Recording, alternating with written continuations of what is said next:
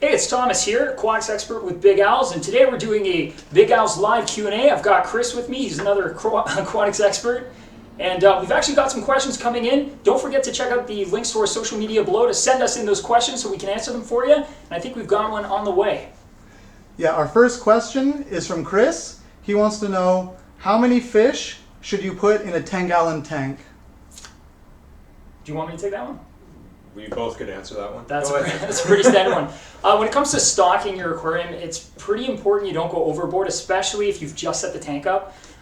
Stick to species that are going to be appropriate for that size tank. So a lot of small tetra species, there are smaller rasbora species that'll do really well. And you don't want to push it more than, really even with small fish, more than 10. If you're going to get into live bears, I'd cut it down to maybe 5 or 6 tops. Yeah, live bears can be quite aggressive. My favorite one for a small tank like that would be the platies, because they don't get that big and generally they're a little bit less aggressive than, say, swordtails or mollies that are popular. Right on. Yeah, and when you're stocking, if it's a new tank, only do a few fish at a time. If you're doing the live bears, I'd say no more than 1 to 2 at a time.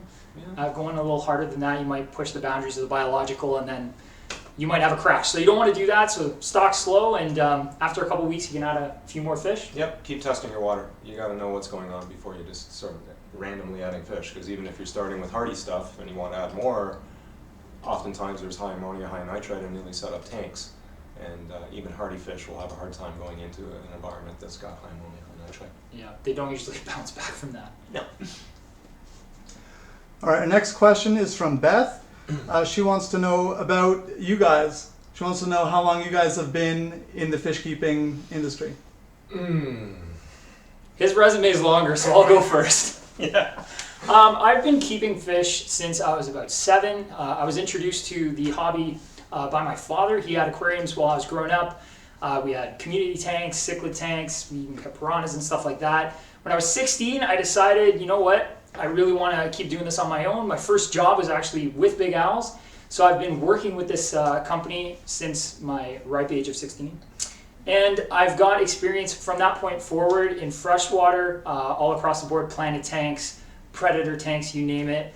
Saltwater is my big thing. I love reefing. I keep all kinds of corals. If it's out there, I've probably kept it. And that's the bulk of it. I mean, I've set up hundreds of tanks over the years, and currently I only keep a few at a time just because that's how I do things. But Chris's resumes, it's there. Yours is pretty good. I've been keeping fish personally for over 40 years. I started off mucking around in local rivers and streams, and you're not supposed to be keeping native fish, but I had tolerant parents and had quite a few sunfish and creek chub and otherwise for many years. Basically, I progressed into a wide variety of other aquarium fish. Moved out of my folks' place in my early 20s with about 40 tanks, and you don't want to know how many I've got now, but my love is African cichlids. I've kept just about everything, including saltwater. In terms of professionally, I've been with Big Owls for nearly 30 years. I'm district livestock manager and worked my way up, so in the store situation, I'm very familiar with, at least temporarily, keeping a lot of fish alive. Yeah. Temporarily because they leave our care. Yes. Not because they've expired. That does sometimes happen, but we do our best to prevent that, okay? All right, guys. Next question is from Brent Core. He says, I have small snails in my planted aquarium. Should I try and get rid of them? There's lots of different types of snails that you can get in freshwater. The most common snail that is small, they do generally mess with your plants quite a bit. They'll eat leaves. There's lots of fish that you could potentially put in that tank to deal with snails. Most of the Boteoloach family is pretty good at taking care of that snail problem specifically. Personally, and most recently, I had a snail problem in a 45-gallon rimless cube planted tank where I was not able to grow a couple of species of plants because they were getting destroyed. And I put in 2 of the dwarf Boteoloach. Yes. And they did a fantastic job. Clown loaches do a pretty good job, yo-yo loaches.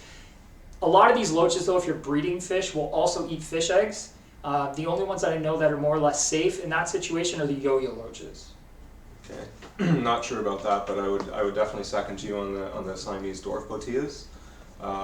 a lot of this depends upon your tank size, of course, and most of the botillas, including the popular clowns, do get large. Big, yeah. It takes time, but they do. So your smaller varieties, if you have like 10, 20 gallon tanks, the Siamese, zebra loaches, yo-yos, my strong advice would be to try and kill as many as you possibly can first. Beforehand, yeah. And don't use, if you've got a planted system that these are coming up in, don't use any kind of snail killing medication. It's terrible. Yeah, it's all copper based. Yeah, so your plants won't live through it. I know they do make snail traps to help pull a lot of those smaller snails out of the system, so you could also give that a shot. Yeah, even a few of the algae wafers. Yep. Snails are often very, very active at night, so if you throw a couple algae wafers in after the lights have been off for a little while, they'll smell them, come on them. You can check back, 15 minutes, half an hour later, they're often just crawling with snails, and it's a good way to remove them. So I hope that helps. We're just going to take a quick break and check out our VOD trailer. Our channel's awesome. We do a lot of videos. We put them out every week, and they're there at your disposal for your learning pleasure. So check it out. Cool. 7, 6, 5, 4, 3, 2, 1. All right, we're rolling.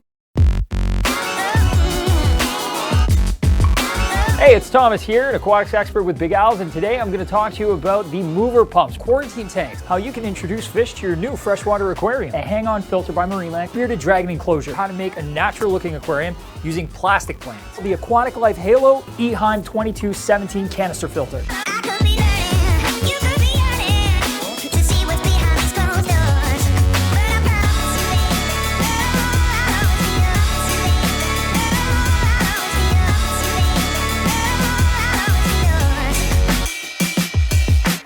My name's Chelsea, and these are your Big Al's fun facts. Cool. I like to take a moment to add a little bit of slime coat additive to the aquarium.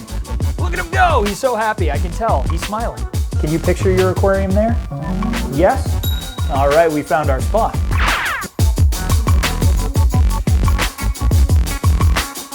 How do different types of fish get their name? Well, Jackson, fish have two different types of names.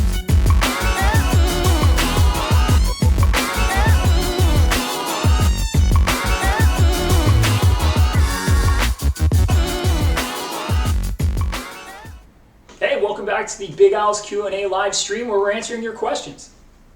All right, our next question is from Robert Ochoa. Sorry if I said that wrong, but his question is, I have a red-eared slider female about 5 years old. When should I introduce a good mate, and how should I approach this? Any tips or tricks? Okay, so here's the thing. When it comes to turtles, you got to be careful because they can get a little bit aggressive. I'm going to be honest, I personally don't have any experience breeding red-eared sliders. From what I do understand, you have to have something specifically set up for them where they're going to have a beach area for laying once the breeding's actually taken place. But when it comes to the actual interaction between the two, I can't give much advice. I just don't have any hands-on experience with it. I can't add much, but it's all purely aquatic on my end. Yeah, we're heavily aquatic. Reptiles, I do have some experience, but it's mostly with snakes, amphibians. I've done some work with dart frogs and stuff like that. That might be something we consider, though, is maybe getting a reptile guy in if we do this again. Yeah, for our next one, absolutely. We'll have a reptile expert with us. Thanks for sending in that question. It helps. Thanks. All right, guys, our next question is from Elemental Pets. How do I get rid of algae from my tank? That is the age-old question, how to get rid of algae. Algae shows up for a lot of different reasons. Yeah. There's a lot of different types of algae. Yes. If you're talking about like your typical green buildup on your glass and ornaments, really that algae, the easiest way to keep it at bay is to make sure your tank's nowhere near a window or natural daylight because that sends algae in a turbo drive. You want to make sure that you're doing regular water changes, keep your nitrates low, keep your phosphates low. You got to test to see if they're high and that's what's causing it. Excess nutrients and light basically cause algae. So if you can keep those two to a minimum, you're good. When it comes to your tank's lights, make sure they're on for no more than 6 to 8 hours a day tops. Really, I say 6 hours, put it on a timer. That way you don't forget to turn it off, and then usually that helps big time. If you've got live plants, 8 hours to 10 hours tops. And the plants will often suck up a lot of the nutrients. I could add a couple of things to that. One is unless you have LED lighting, you have to change your bulbs. Usually a good rule is about every 12 months. So metal halides, fluorescent tubes, all that stuff. What will happen is the spectrum of the light actually shifts. And it's not good for your plants if you have plants, and it's great for promoting some of the more undesirable types of algae when they do shift like that. The other thing that I would say, I mean, there's certainly, it all depends. We need more specifics. There's things that eat algae in that, but it's, as Tom said, it's basically, it's nutrients and lighting. Plant a tank. If you're fertilizing, liquid fertilizer, be careful how much you use. So if you're just starting up, you can get an algae bloom by overusing the fertilizer.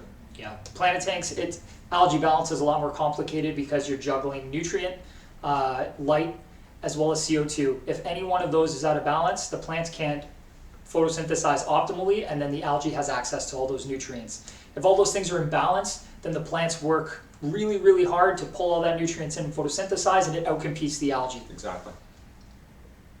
All right, guys, for everyone who's sending in questions, if Thomas and Chris need a few more details, feel free to message us, to comment on here with those details, and they'd be happy to get into more specifics if possible, all right? So don't be afraid to feed us some of those details. So our next question is from Matthew Woods-Baum. He says, I'm looking to get into saltwater, but I'm not exactly an aquatics pro. Any suggestions for entry-level saltwater species? Yeah, sure. Yeah. Damselfish, the easiest, in my opinion, species of saltwater fish to start with. They're really hardy. The only thing is they're a little bit on the aggressive side. So if you're going to go with damsels, it's hard to mix species of damsels. You're going to want to stick with, one species. The most common, actually, and most popular is clownfish. Clownfish are fantastic. You can get a pair of them, and they generally do very well with each other. They will not do well with other clowns. So if you pick one species of clown, get a pair, and call it a day. And that's the best place to start, in my opinion. Yeah, a lot depends upon tank size as to what you can have. If you want a couple of good damsels that aren't as aggressive as most other ones, is one called the azure damsel. Yeah. And the other one is the yellowtail damsel from Indonesia and the Philippines. Are a bit more peaceful than others. They're still territorial. I'll second that on clowns, and I like that a lot of the clowns that are offered in the trade now are tank raised, which makes them even hardier. Yeah. As well as it's just good to promote that. Basslets, Royal Grammas, Basslets like are great. Nice little fish. Also kind of aggressive like a damsel though. Chalk basslets, any of the basslet species you got to watch with small gobies because they've got big mouths and they will swallow small fish. So they are actually pretty small for themselves. You'd be talking really, really small goby species, but just a heads up, they are predatorial and they will take whatever they can fit in their mouth. So if you've had any experience with cichlids in freshwater, just think damsels are cichlids. Yes. They're saltwater cichlids. And a lot of the really popular ones that grab people's eyes, like the blue devils, the dominoes, and the black and white humbugs and that, are guys that are just going to haunt you because they'll get to the point where they're this big and you won't be able to put anything in your tank. You'll just get thumped. Oh, yeah. Quickly. Very quickly.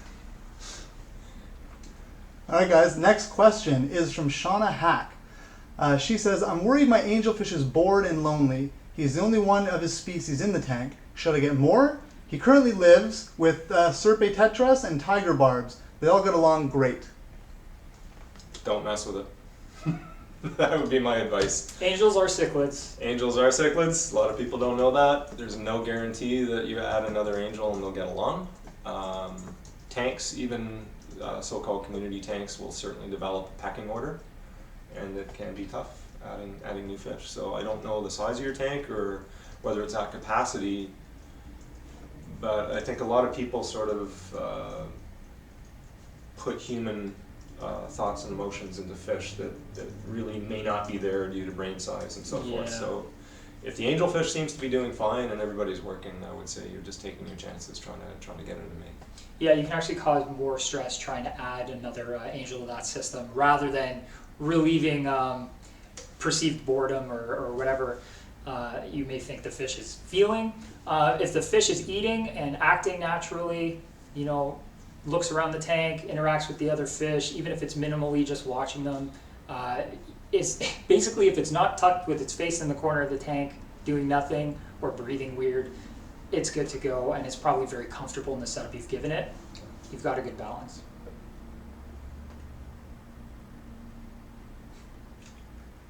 All right, so we're going to cut away to some trivia. and then we're going to come back for more questions. Cool.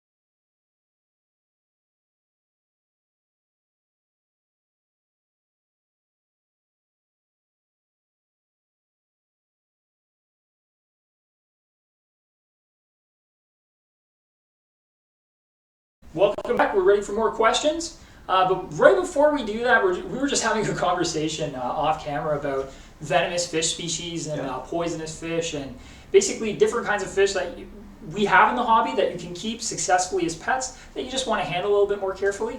So, well, there's a lot of fish that people may have that they don't know are actually poisonous or venomous, and that's not to say that they're going to be lethal to you or send you to the hospital in any way, but certainly be mindful of that if you're ever catching them or handling or cleaning your tank. Most common one is catfish. Any kind of catfish, really. That's cory cats, pim cats, five-fin sharks, huge variety of catfish all have some kind of venom in their spines, and particularly in the dorsal spines and the hard rays there. Other ones, saltwater, there's quite a few. Rabbitfish, foxface. Yep. Not commonly seen are the marine cats, but they're highly, highly venomous. Yeah, we used to get lionfish, of course. Lionfish. Yeah, we used to get the marine cats quite often. Yeah. Back in the day, they've kind of piddled out. People realize it's not fun to get stung. No. So yeah, it's just at the end of the day, just make sure you're handling things carefully and pick your nets carefully. Yes. If you're going to handle anything with barbs or spines, whether it's venomous or not, fine nets tend to work a lot better than a coarse net. Coarse nets, the barbs go right into the holes in the net, and they're really hard to back out, and it's a great opportunity for you to accidentally get pinched. Yeah. Also, it can harm the fish. So if you say we're catching a spotted pim cat because you have to for one reason or another, and it did get stuck on the net, the safe way to remove that without harming the fish is to actually get a really good pinch on the hard ray itself and pull off the net, rather than simply yanking the fish off the net, because you can actually pull the fin off the fish. And worst comes to worst, you can cut the net. Cutting the net is Yeah. a lot safer than trying to work something out that you just don't think you're going to be able to. If you have to, just give the net a nip and let the fish out safe. And stingrays, of course. Stingrays. Yeah, stingrays do sting. They're Yes. not devenomized or modified in any way when we get them. They have their stingers. They keep them. You can't really do anything about it except for be very careful. They shed them and they grow new ones. Yup. And they are barbed. And natives in South America, for the freshwater stingrays, are probably more afraid of stingrays than prawns when they're going out into the rivers. Yeah, they're not fun to step on. What I would like to state, though, best way to deal with it if you did get stung is run hot water, as hot as you can take it, on the wound site for 5 or 10 minutes. And what that will do is actually break down a lot of the venom is a protein base. Yeah. So it actually denatures a lot of that protein and reduces its toxicity. So that'll help minimize the effects to some degree. Although if you got 12 dorsal spines from a lionfish, Just go to the emergency room. If it hurts, go to the emergency room. All right, guys. So our next question. I know we said that we need to bring in a reptile expert for our next Q&A, but maybe you guys might have some insight on this. From Gabriela Lopez, she asks, "Hi, great Q&A. Can I put a real plant in my snake tank? If yes, what is the best kind?" The answer is yes and no. And this is the best way for me to explain it. Plants for the most part, are very tolerant, and they can deal with a wide range of temperatures and humidity levels depending on the species. And you can pretty much find just about any kind of plant for any kind of enclosure, whether it's a desert enclosure and you're dealing with succulents or cacti or something like that, or a tropical enclosure where you're dealing with, you can even use anubias or java moss and grow them out of the water because the humidity level's high. The problem with keeping snakes and plants in the same enclosure is snakes aren't very gentle. They don't go, oh look, a plant, I'll avoid it. They usually just crawl over whatever they want. So you get a lot of leaf damage from that. The other problem is when a snake goes to the bathroom, it's incredibly messy, and if they do it beside a plant, that plant will die every time. I've tried it. Doesn't work well. So the long story short is you can try. With some snake species, you might be able to get away with it. Small snakes like rough scale or rough green snakes, or smooth green snakes are the native ones. Smooth greens? Rough green snakes. Yeah, so rough green snakes, which you can get, are insectivorous snakes. They're really small. Their bathroom is very small as well, to put it kindly. They're not easy to train, are they? No, they're not. But training a snake. you can definitely have plants with them without the plants getting hurt, and the snake's really light and it can crawl all over them. But if you have anything like a boa or a python, it's a write-off. The plants won't last. Okay, guys, so back to fish. We have Ankit, who asked, should I go for Eheim 2217 or Pro 3 for 80-gallon tank? Do you have an opinion?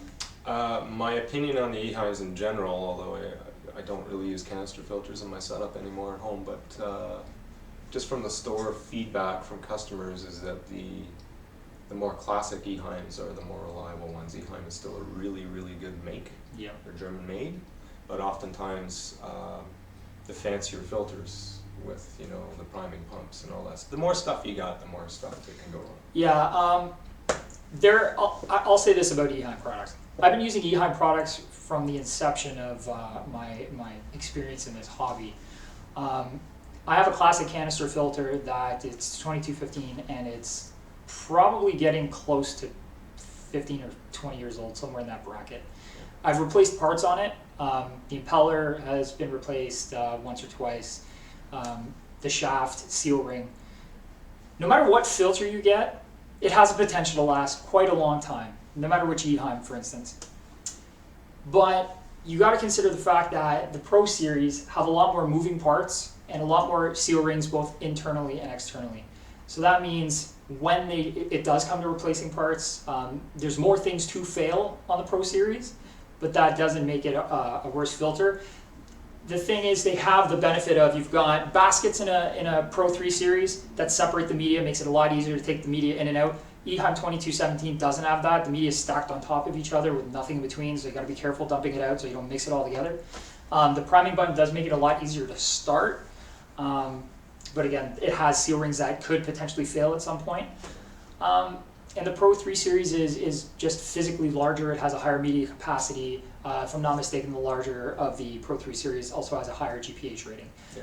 How do you feel about the sizing for those, for the tank? Personally, whatever Eheim rates the max size aquarium for their filter, I generally say to cut that down at least 30%, if not 50%, and use that number you come to. So that's not just Eheim, by the way. No, that's every company. Anybody. Every manufacturer is going to say this does X number of GPH when it's the best one off the line and it's spotlessly clean and brand spanking new. With no media in it most of the time. Once that stuff is started to wear and get dirty, it goes right down. Right.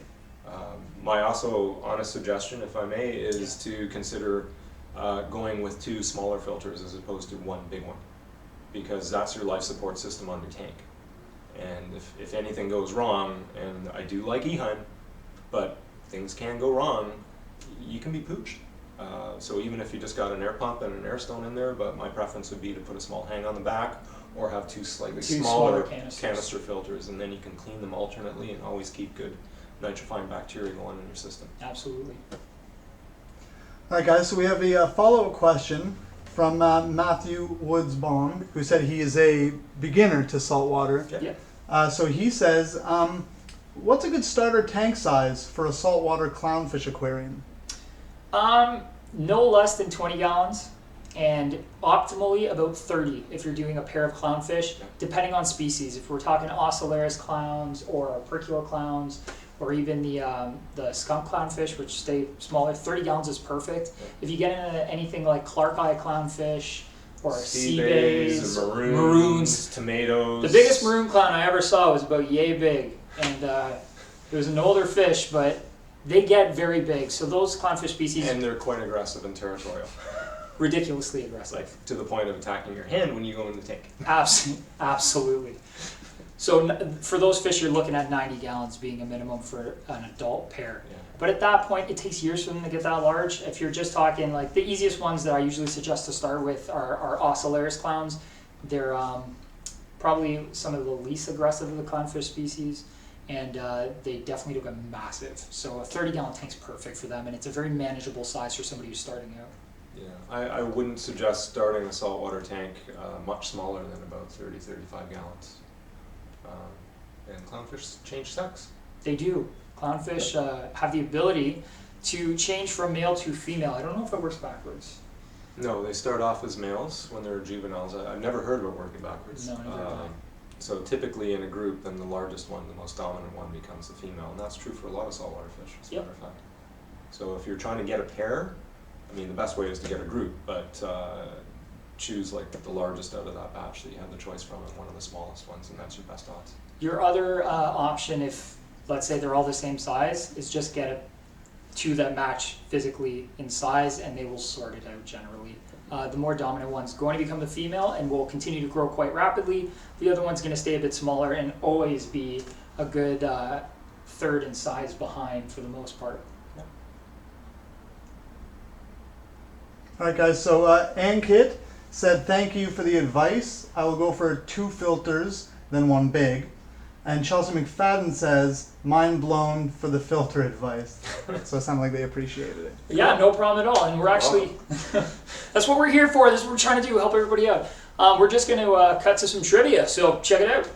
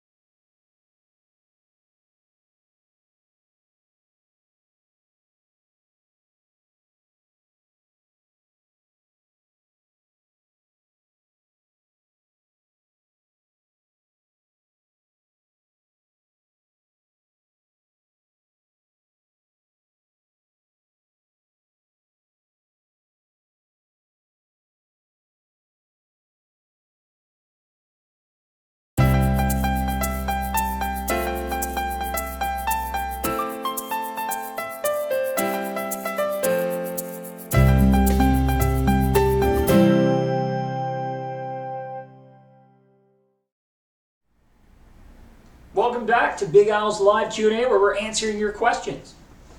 All right, guys. Next question is from Chitra. His question is, what would be a good cleanup crew for a reef tank? Solid question. In my experience, the best cleanup crews have been a mixture of different species of snails, sometimes crabs, but you got to be careful. We'll talk a little bit more about that in a second. And some other critters, potentially urchins, some starfish species, and even cucumbers, depending on the tank size. Most commonly, and probably the easiest to start off with, and definitely the safest to start off with, is a mixture of snails. Most popular being turbo snails. They get a bit large and they can knock things around if you don't have corals glued down in place. So start off with small ones as best you can. You may have to trade them in or glue all your corals in place if they're not glued down, just so they don't get knocked about. They're fantastic with hair algae. They're fantastic with a few other types of algae as well, some turf algae. After that, I pretty fond of the Trochus snails. They are another snail species that is pretty good at righting themselves. So one problem that some snails have is once they end up on their back, they don't have the ability to flip over too well, and if they stay there, they don't usually last. Done. Yeah, Astrea snails, which is a very commonly seen snail in the stores. That's the big flaw with that. Yeah, they don't always right themselves, so you got to keep an eye on the tank and sometimes manually help them back over. But Trochus snails don't have that problem. They're also fairly prolific, and they have been known to breed in reef aquariums as well, all on their own. So you may end up with more, which is never a bad thing. They do great with a lot of different algae, same like turbo snails. For other snails, I like nerites. The only catch with them is if they can make it out of the water. A lot of the time they do. Will. They'll just climb out of the tank. I've literally found them on the outside of my stand, halfway down, a day later. And they have a mechanism where they can kind of create a barrier to keep themselves wet. So if you check them back in the tank a lot of the time, they're fine. But if they're out for more than a day, they're usually toast. They're good algae eaters, but they're just dangerous. Yeah, their physiology would be developed, I guess, to surviving Tide low pools. tide. Yeah, Yes. low tide So- situations. They can only hold their breath so long. That's a good way to put it. As far as other snails go, Nesarius. Yes. Nesarius are great for your sand bed. They're not a algae eater as much as they are like an excess food eater. If you overfeed the tank by accident, or maybe you have a fish that doesn't make it and gets stuck in the rocks, they do a really good job of cleaning up that kind of material. They're also referred to as zombie snails because they hide under the sand, and as soon as you add food, they all kind of like rise up from the sand and get all active and start chasing down They the have food. these cool little periscopes. Yeah, Yeah. yeah, they have this breathing/smelling tube, which Yeah. scientific name I can't remember at the moment, that sticks up. It's the first thing you see. Crabs. The only crabs I've ever trusted. I'm resisting At crab all. jokes here, Thomas. I know. So easy. Are blue leg hermits. Every other hermit species I've ever seen has messed with corals or messed with snails and messed with everything else. Blue legs even they're small. They do get a little bit big. As adults, they can definitely overpower smaller snail species. But hermits are opportunistic. They are predatorial to a degree. So you got to watch it. Big hermit crabs are a big no-no. Yep. They're not a cleanup crew. They're their own little predatory machine, and they will destroy everything in their path. Sally lightfoots are not reef safe. Gorgeous little crabs. Sorry, back up on the hermits. Sure. If you're new to this, you have to keep empty snail shells for the hermits to grow into. Yep. They do not grow their shell, they just grab somebody else's shell. Which is why they like to predate on snails. Yeah. They will take the shell that is literally attached to that snail's back. Which is usually detrimental to the snail. The snail doesn't make it. Okay, I was trying to put it lightly. Snail will not survive that. Sally lightfoots are no good. Emerald crabs? They're one of the only crabs that I would trust mildly. They are opportunistic as well. The thing is, they are algae eaters for the most part. They do a great job with caulerpa. If you have a caulerpa problem, they do a great job with bubble algae for the most part. But if you feed the tank a lot, they will eat whatever food you're putting in and ignore the algae. And that's true for freshwater stuff as well. Yeah. You know, plecos, a lot of cleanup crew in freshwater, the same thing. They'd rather go for the easy, yummy flake food or frozen food that falls to the bottom and not have to work hard to scrape the algae off and stuff. Exactly. Starfish, there's only 2 starfish that I think work well as a cleanup crew. They are serpent stars and what are the spiny ones called? Brittle. Brittle starfish. They look like little 5-legged octopi. That's my word for octopuses. Don't see them much either. They're very nocturnal. Yep, they don't come out unless you're feeding. They do a great job with cleanup if anything in the tank expires. I've literally seen them eat an entire fish. I don't know how they do it, but they do. There's a couple species, very large green species of serpent starfish that is predatory. Yeah. That one stay away from. Sand sifting stars usually don't make it long term. They don't have enough food in the sand bed to survive. Lynchia starfish, Phromia starfish, they eat bacterial films for the most part and stuff like that, biofilm. They don't really do much for cleanup, so I would avoid them unless your tank's really old, like a couple years old. It's got a lot of diversity and live rock. Conch snails I stay away from for the most part. The only one I trust is a fighting conch. They do pretty well with algae, cyanobacteria. They do pretty good with. They're pretty well on the sand bed all the time. Sand bed stir. Yep, and the best thing I've ever used for a sand bed, in all honesty, is a sea cucumber. You got to be very careful because if they expire, they will nuke the tank a lot of the time. The only one I've had long-term success with, actually there's 2 species. One of them that will deal with the sand bed, which is the pink sea cucumber. Mm-hmm. It's a black color on the back and bright pink on the belly. They get large though, so no tanks less than a bare minimum 90 gallons in my opinion. And then there are small sea cucumbers like yellow tiger tails or yellow spiny cucumbers, which are filter feeders that do well, and then the tiger tail cucumbers usually do okay as well. Again, huge caution on those because if you do lose them, they're toxic to the tank, so you gotta be careful. Yeah, they release a poison when stressed. We can include fish in that. Boxfish, Sure. cowfish. Yep. Also can wipe out a tank. I had that experience one time, unfortunately, at home. Absolutely. Are there any fish you might consider cleanup crew? Algae blennies, perhaps? Algae blennies do a pretty good job.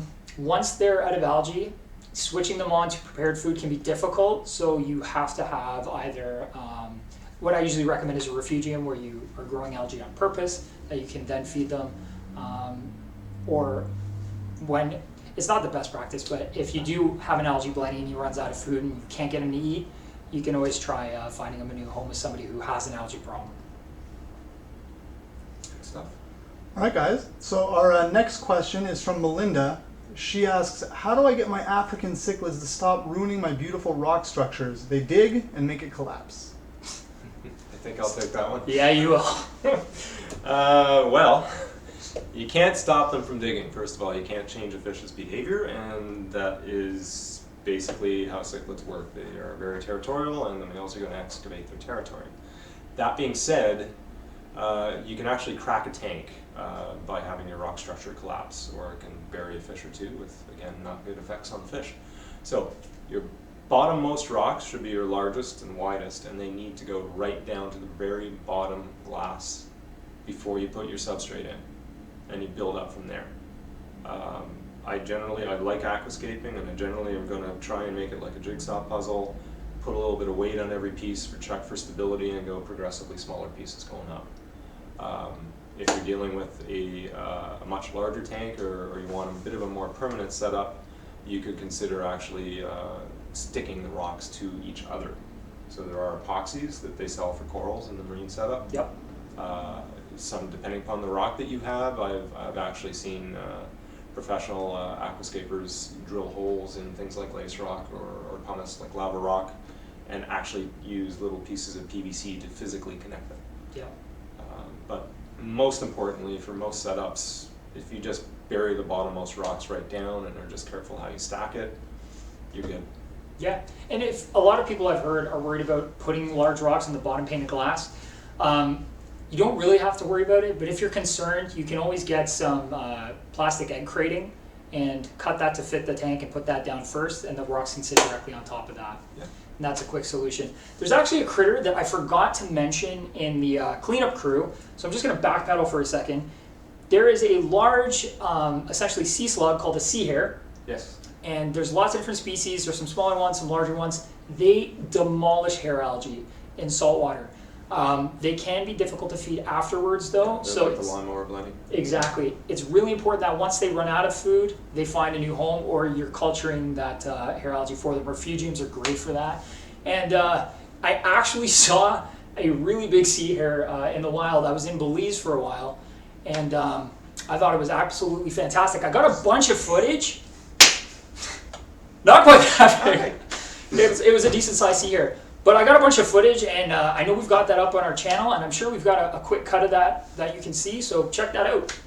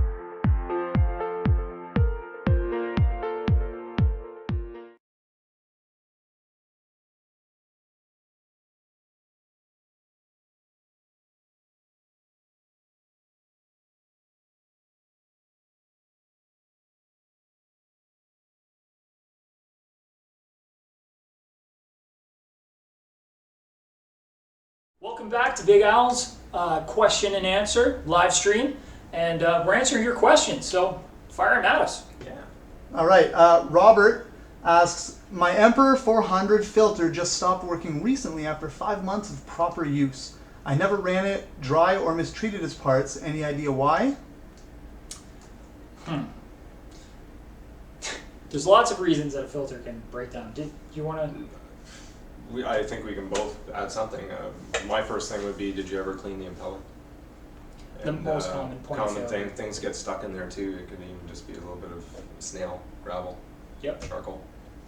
Most common point of failure when a filter shuts down, as in stops pumping water, it has to do with the impeller somewhere. So when it comes down to it, the most common is something got in where the impeller is, the impeller's spinning, picked it up, possibly grinding it against the inside of the impeller well, and it got jammed.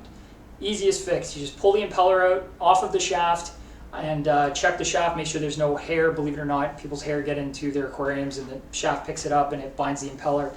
If everything's free on the impeller and the shaft, put it all back together, plug it in. If it's dead, meaning you get no vibration with it plugged in, no matter what you're doing, you don't feel any humming from the filter, whether or not the impeller is moving, the motor itself is likely dead at that point, and the only thing you can do is replace the filter. Would probably be under warranty. Most of those things have. Most of them have at least a 1-year warranty. I know some companies go as far as 3 years. Marineland's actually fantastic when it comes to warranty, so even if you can't go back to your local store and return it there, contact Marineland directly, and they should be able to help you out. I would offer the advice that checking your impeller regularly, like I would say every month or every couple of months at the outside on any filter, Yep. is mandatory. And a Q-tip is a good thing to sort of clean up. They get slimed up, Yep. and that'll affect their performance in a big way. Don't just clean the impeller, but clean the well, so that little chamber that it sits down in. Just run a Q-tip in there a few times and clean it out. Yep. Anybody using aquarium pumps, they have diaphragms, rubber parts in them that wear out, and they're not hard to fix with a pair of screwdrivers and pliers, and they make repair kits for any pump that's out there. So Yep. Most manufacturers have spare impellers and shafts. They're wear and tear parts. They're not meant to last forever. yeah. It's just the nature of it, just like tires on your car. They just don't last forever. So give that a shot, and if you're still having trouble, shoot us another message. We'll see if we can't get back at it for you. All right, guys, we have a couple questions coming up from Lee. We have one from Chutra, Matt, and Melinda, all coming up soon. But first we have a question from Rebecca. She asks, why are there no glowfish in store? She's obviously talking about Big Al's in Canada. In Canada. Why are there Yeah. no glowfish in store? Big Al's carries the tanks, but not the fish. Do you have any insight? I do. They're illegal in Canada. That is because the glowfish is a genetically modified organism. Is it jellyfish DNA they put in there? It's either coral jelly DNA. one or the It other. basically, it's been a while since I heard all the exact reasons, but the simple answer is that it has to do with the fact that they're GMO and the fact that they're under patent. So technically glowfish themselves are illegal in Canada. They are legal in the States, and you may see some fish in other stores in Canada that resemble the glowfish, but most of those are not technically glowfish themselves. They're often artificially colored by other means and don't glow in the dark the same way. Yeah. Or they're knockoffs produced in the underground market and smuggled into the country. And I'm not kidding. Yeah, no, it happens. It does happen. Illegal species do come into the country. Just because somebody in Canada has something that they shouldn't doesn't make it okay. It's actually terrible, and there's a lot of repercussions. So we never suggest acquiring any fish that you shouldn't be keeping. If it's illegal and you get caught with it, it's not good. Yeah. All right, guys. So our next question is from Lee. He says, tips on feeding an ADF in a community tank?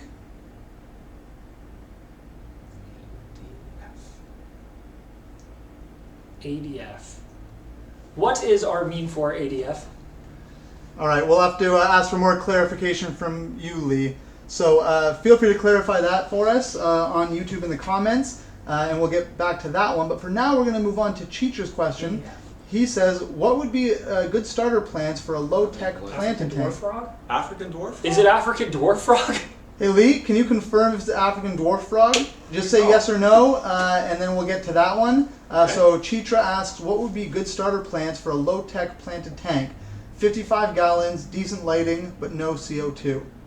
Okay, so first things first, if you're not going to run CO2 on a low-tech plant tank, Seachem Flourish Excel is a fantastic product. Basically what it is a partially completed carbon chain that plants can use instead of CO2. A lot of good customer feedback on that. It works really, really well. So that's going to be your basically the one thing that's going to float your tank for you. Low-tech planted tanks can be quite difficult. The only catch with the Flourish Excel is you cannot test for it in water, so you have to dose according to the directions and read the aquarium. So if you notice the plants are growing but you're still getting algae, you might want to step up the dosage a little bit on your next round. When it comes to the actual plants, Java anything. Java fern, Java moss, Anubias work really well. Cryptocarans. Crypts. Most of the crypts are really quite bulletproof. Yep. Swords, for the most part. A lot of your Swords. swords don't mind, less than ideal conditions. They'll still grow. Yeah, and a lot of the larger sword plants, you can actually have them grow partially underwater. They'll get tall enough to stick out at the top of the tank, and if you allow them to do so, they'll actually take atmospheric CO2 instead of requiring it from the water. Just make sure if you're keeping swords, they are a bit of a soak for iron, so you're going to probably want to dose a little bit of iron. But with a low-tech plant tank, I usually just recommend a little bit, very shy.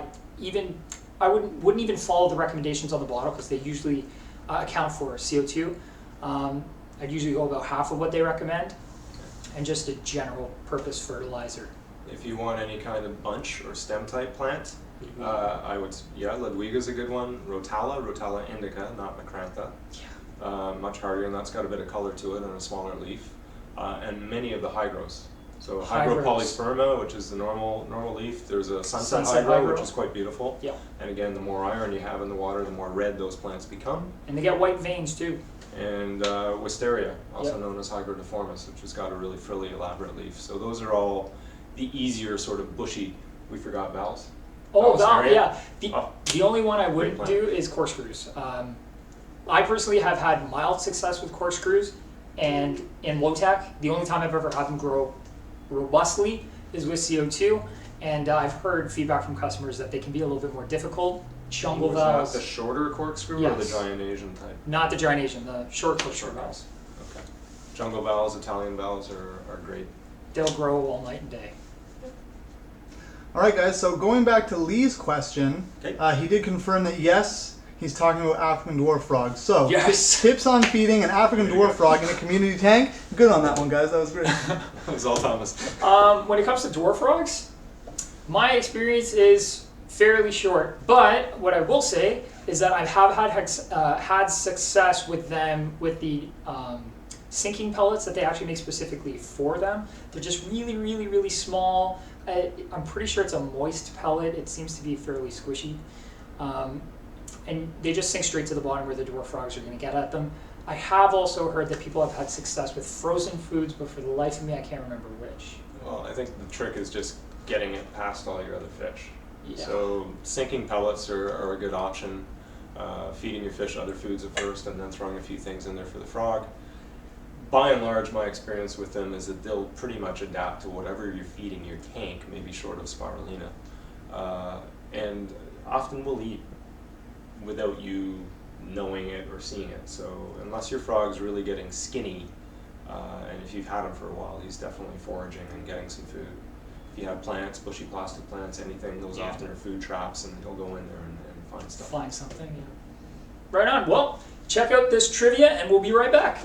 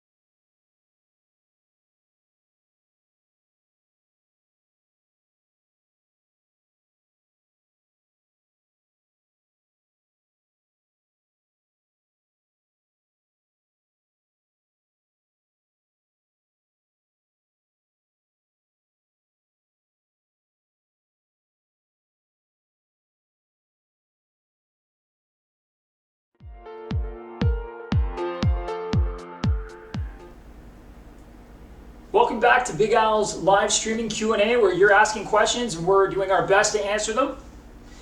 So here we go. All right, guys. So our next question is, are pea puffers in stock by any chance?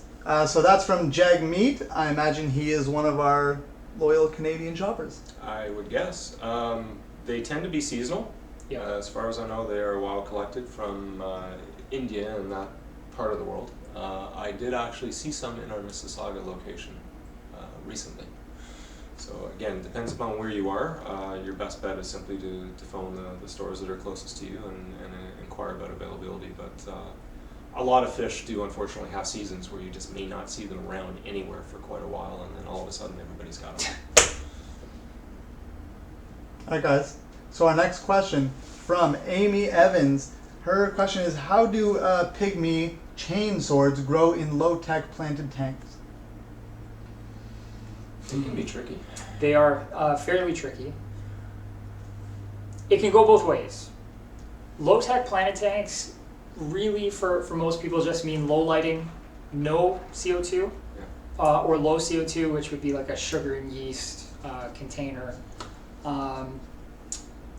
and low fertilization. And none of those conditions really play well to chain swords. Chain swords are nutrient soaks, but in order to do that, they really do need a little bit more light, and they definitely need some CO2. If the best way for me to put it is like this. I've kept chain swords, and in a tank where the CO2 was not high enough, not enough CO2, they almost didn't grow and the leaves started to become transparent. They didn't yellow and die, but they definitely weren't doing well. As soon as that CO2 kicked up and they could photosynthesize, took off like crazy, like literally just shot out everywhere. So in low-tech planted tank, you can maintain them, but don't expect wild growth. They really do better in a high-tech plant system. The Excel might help. It'll definitely help to a degree, but then if you have low lighting, it's still not going to work too well. The only, I guess, way you could get around that is if you still have low lighting, but you're doing it in a shallow aquarium. They might actually get enough to really kind of get a foothold at that point. And swords like lots of iron, so maybe something like a little bit of root tabs or similar products, something in the root tabs help. I always, and this is just me personally, I always do a plant tank or a plant system using proper planted substrate. Planted substrates aren't just there to be clay-based and provide a little bit of nutrients via their material. Really what a good plant substrate should do is be made of something extremely porous that as you add nutrients to the system, it's going to lock them in. So while you're adding in your multi-purpose plant fertilizers and your iron and everything, that substrate is actually going to pull it into the roots and hold it there so your plants can access it where they need it most. If you have a regular pea gravel or you're using something that isn't very porous, you're not going to get the same effect. And for anything that does root well, it'll make a massive difference. So definitely look into that as well, especially if you're going to try those chain swords. Okay, guys, next question from Melinda is, one of my female Oretus cichlids is disguising as a male. I think my male was bullying her too much, so I added 2 more females, but she is still disguised as male. What's wrong with her? Nothing. A lot of female cichlids, especially the riff-like types, which the Aratus is, the older and more dominant females take on a bit of the male's coloration. So if you know for a fact that it's a female, I'm not surprised. That being said, also what they call subdominant or lesser aggressive males will do the reverse and hold back some of their coloration so as not to be a threat. Adding more females was probably the best move you can make because they don't form permanent pairs. Males will breed with as many females as they can and are often very adept at chasing and harassing them. So that's the best move you can make, but I wouldn't necessarily expect her to change color. Okay, guys. Next question, again from another Canadian customer, asks, this is Robert, he asks, love the Jurassic tank setup. Any future plans for another theme tank? Suggestions? Yeah, we'll take suggestions. No, honestly, we had a lot of fun putting that tank together, and it was a bit of an experiment on our part. We haven't really done anything like that before, and we were just gauging to see how our customers would like it. But you know what? If you're reaching out, that means it did its job. So yeah, we definitely have the motivation and plans to keep doing theme tanks like that. My creativity is always teeming. I'm always looking to unleash it on some project or another. So, yeah, definitely. I don't see why not. If You could do themed fish tanks too. absolutely, completely aquatic themes. Actually, we were talking about that not long ago. Yeah. Yeah, there's lots of movies that come out, lots of different events, and we can always set up interesting theme tanks to play to those events. Yeah, If give you- some of yeah, the if you have customers ideas in terms of aquascaping. I mean, even like a black and white tank, you can have black and white fish in there, like spotted pimcats, Yeah, silver angels, yeah. all your substrate, all your rocks. That's black actually and not a bad idea. So yeah, send in some You can do ideas, stuff whether it's through Facebook or Twitter, or even if you just want to call us. Yeah, hit us up and we'll take those suggestions and see what runs down the pipeline and what we end up making. and we'll have fun. Fun. All right, guys, not to jump around too much, but a follow-up question from Jag Meat about the pea puffers. He asked, would it be good in a 5.5? One. Yeah, I wouldn't really try keeping more than one. They still nip at each other. And They're aggressive. All puffers have aggression issues that I've ever met. Yeah. So one of them would probably be comfortable enough in there because they don't get too big. Yeah. I'd be careful about tank mates. If you were to have any, I might suggest something like zebradanios, the short fin types, things that are very quick. The other thing that's important to know about puffers, nearly all of them are brackish. Yep. Peas are pretty good with fresh water, although I think they benefit from a little bit of salt. Wouldn't hurt. And I generally recommend, if you're going to use salt, to use synthetic sea salt rather than aquarium salt. It's not the same stuff. Yeah. It'll kind of do the same thing in low amounts, but if you get aquarium salt in the aquarium high enough, it actually starts to get a little bit toxic for most fish. Yeah, the sea salt has got a lot of different minerals and other elements Yep. that the fish would benefit from. Important thing with puffers is their teeth keep growing. Saltwater, freshwater, any of these puffers, they need to be fed foods that are actually going to grind their teeth down. Snails are a great treat. Some people would actually, in larger planted tanks, consider using a pea puffer as snail control. But just frozen foods like mysis or krill, something that's a crustacean that's a little bit bigger and has a bit of a shell to it that they can chomp through will actually help grind their teeth down a bit. Absolutely. All right, guys, a quick suggestion from Robert about our theme tanks. He Sure. says maybe Star Wars. Oh yeah. We for copyright infringement, we'd have to call it Star Theme Tank.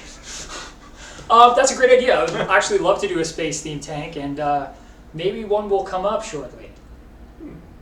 I'll use some force at the office and see if I can't convince them. All right, guys, cool. We have questions coming up for Jessica, one from the Embers and one from Jeffrey. You guys, we saw your questions, so we are going to answer them, but we're going to take a quick break, just a couple minutes. But before we go to break, we have one question from Matt, who asks, Thomas, how long have you been growing your beard? I have not shaved my face since last October.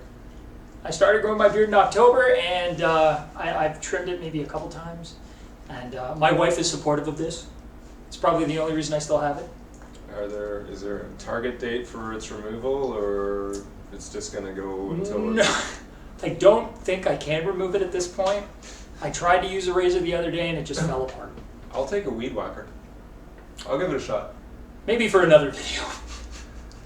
Although we were thinking, guys, that it might be kind of fun to watch him shave that beard on camera, put it up on our channel here for Big Owls. How about charity? Yeah, nothing wrong with that. Yeah. Okay, look, if we can, we'll come up with a number later, but if we can get some incredible number of subscribers by X date, I will shave off my beard and give the proceeds to some kind of aquatic benefit. We will have to work out the details. I can't believe I just said I would do that. That works. So yeah, we're going to take that break, I think, and we'll be back. I can't believe you did this to me. Still with your beard.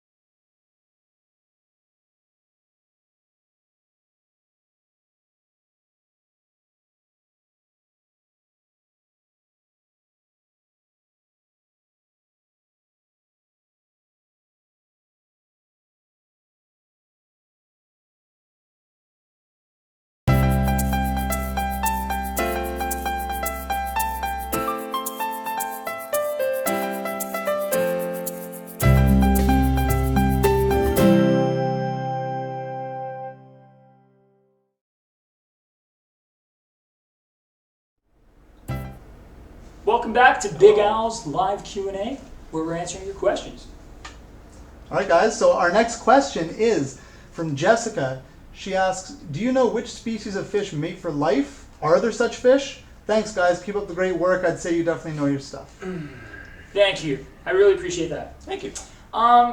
When it comes to mating for life, the only species that I know that I know of, there could be many more, that form complex bonds with each other are seahorses and pipefish species. Seahorses and pipefish, once they pair up, tend to just stay together as a pair, move as a pair, raise babies as a pair. So that would be the only one that I'm aware of. Well, there's quite a few freshwater fish that do that, but it's not necessarily for life, as far as I know. I can't speak to the seahorse thing. Many of your South American cichlids, which includes angelfish, as we previously mentioned, Yep. are what they call monogamous pair bonding fish.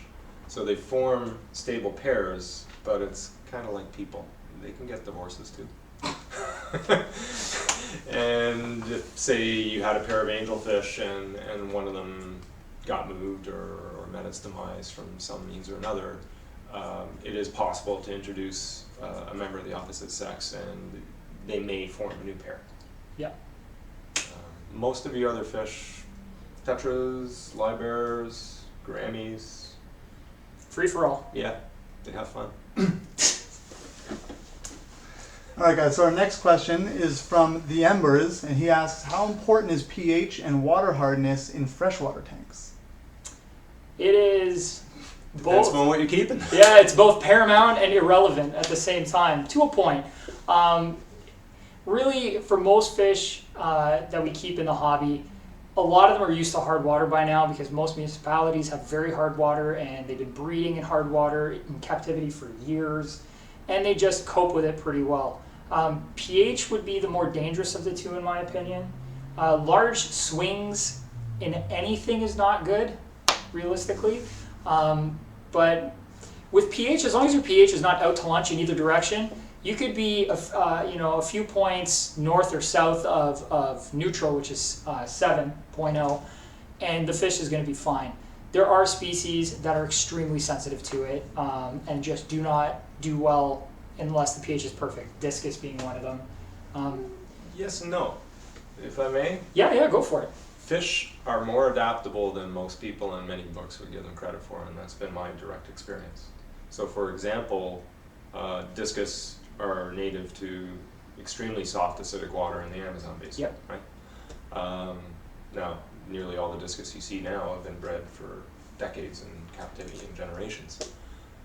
They can live perfectly well outside of their pH range. I mean, their pH range should be 6.5, even lower. Yeah. I've actually kept them myself in nearly 8. So fish can be quite adaptable. That's not to say they're going to breed or thrive in those conditions. So, if you're going to keep them well outside of their range, you have to make sure that your water quality is spot on. There's no other stressors or that's an existing stress. But that being said, most fish will adapt quite nicely. I mean, African cichlids are the reverse, where they're supposed to be in extremely hard alkaline water. And yet I know somebody who had wild-caught delicate Tanganyikan fish in his planted tank with a CO2 system on it, and the pH was below 7 and maybe 6.5, 6.8. Yep. If all your other parameters are good, then the water pH and hardness, the differences can be tolerated quite well.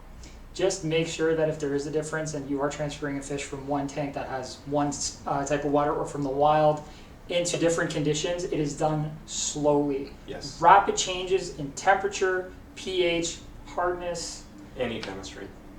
it Not will send them into shock, and they do not generally recover from shock. And if it's not shock, it can lead to disease. Yeah. So any stress in the fish world leads to disease. It compromises the immune system, long story short. Same thing with people. Yep. Not eating right, not exercising, not sleeping well. Having too much CO2 in the air, too much oxygen in the air, that could all affect us negatively. Same idea. Okay, guys, our next question is from Jeffrey. He asks, what kind of lighting system would you suggest for a 29.5 inch long, 12.5 inch wide, 16.5 inch deep tank, looking to do live plants, sorry. So basically 30 by 12 by 16 Yeah. ish. That's 25-gallon tank, I think. Yep. There's lots of options, like a wide array of options, but if this is your first plant tank and you want to get something that's going to be fairly easy to work with and give you success without too much fiddling, a good dual bulb high output T5 fixture. The bulbs themselves will only be 24 inches. There aren't really any 30-inch standard bulbs, but the fixture will cover the whole tank. It'll be 30 inches. The reflector usually covers that full tank size as well. That's a great option to start with. It's what I would consider something that could be used on low tech, but it actually functions just fine if you're also using CO2, if you decide to go that route, and if you're dosing with fertilizers. So I would stick with the high output T5s, but I mean, at this point, there's a lot of different LED fixtures you could go with. The price is going to be quite a bit higher on LEDs. Once you start getting into specialty LEDs, so LEDs for planted applications or for reef applications, you're going to pay a premium. It's just because the technology is new. The LEDs are expensive, and the fixtures, therefore, just end up being pricier. T5 is a old faithful technology at this point. It functions very well, and they're not going to stop using it anytime soon because of that. So that's where I'd probably put you. I would agree. I would say 2 high output T5s on that plant is Yep. a lot of light. Mm-hmm. You could probably even just get away with regular fluorescence if you weren't going too crazy on it. A pair. The only benefit high output T5s and fluorescence had in this application is the size of the fixture itself. You're going to get a much more low profile, smaller fixture that's going to be easier to work with. A lot of the T5 fixtures these days also have timers built into them to shut them on and off for you. The Aquatic Life marquee fixtures are fantastic. They have the timer built on. They're dual bulb, decent reflector, super slim. So you could go that route. Normal fluorescents are great. Well, just make sure you're using plant-specific bulbs. It's really important. Yeah, for either or.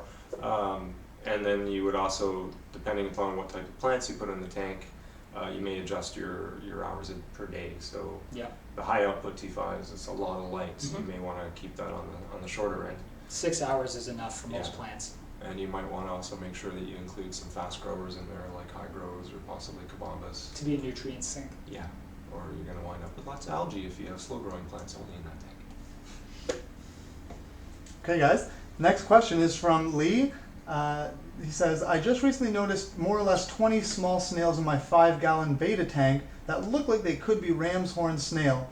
Should I be worried about them populating?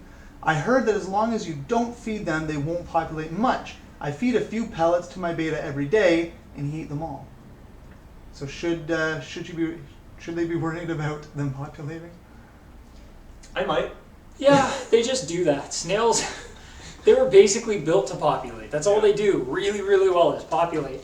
If your beta tank does not have live plants, the snails are more or less just an eyesore. Yeah. You can remove them manually if you'd like.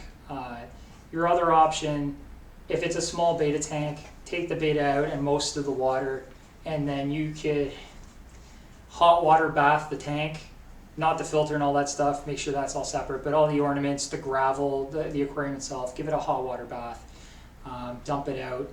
You can put the beta and all the original water that was in the tank back into the aquarium, and that'll usually get rid of the snail problem.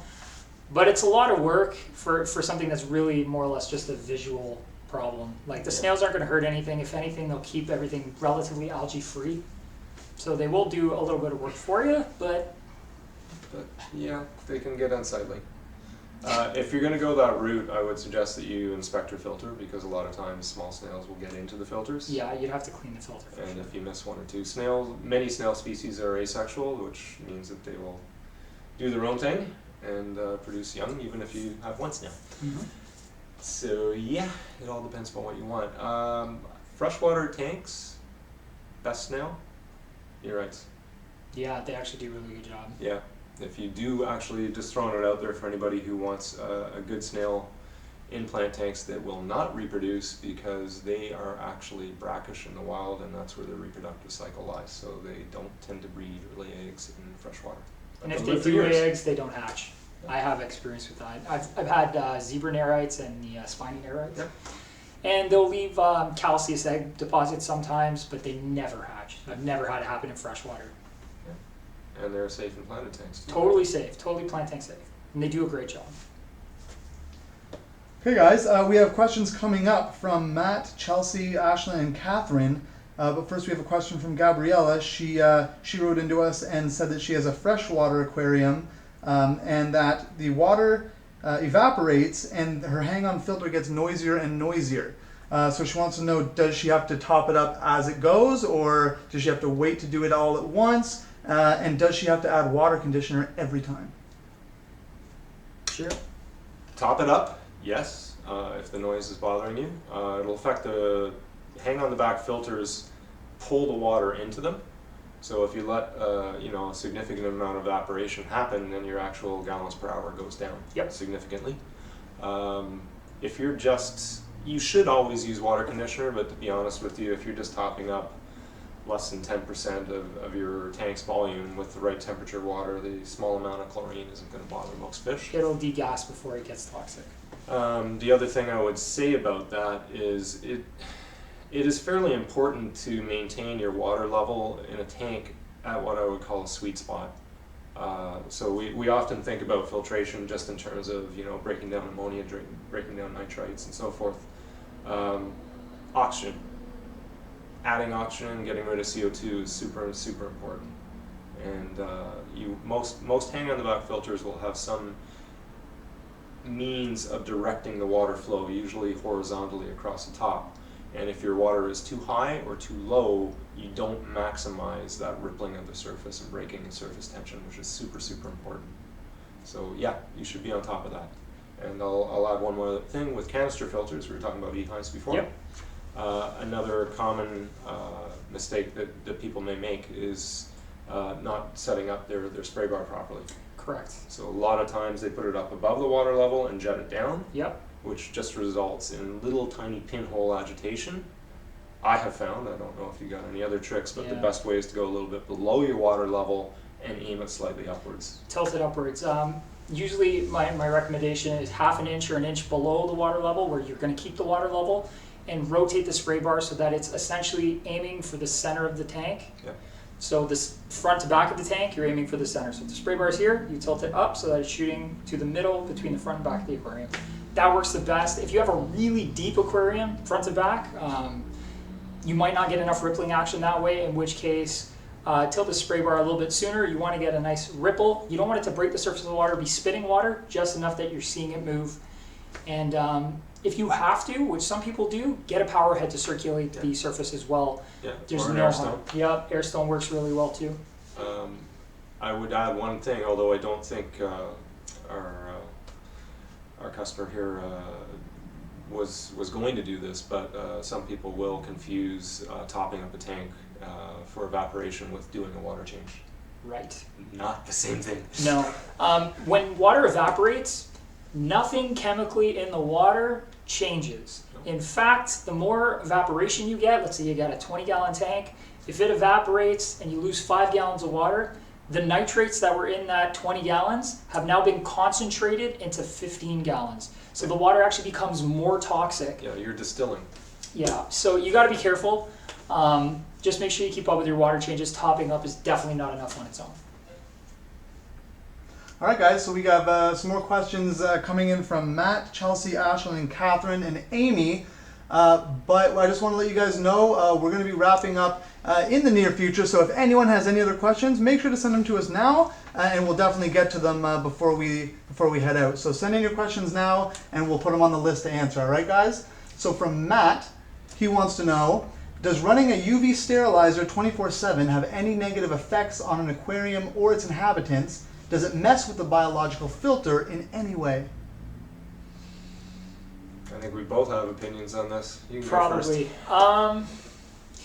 My opinion with UV sterilizers is more or less that they do a good job if used properly, but there are applications in which they are useless. And I'm gonna go over those because as much as I like to sell product and make sure that people are getting what they need, it's also, personally, I feel my responsibility to make sure people don't get what they don't need.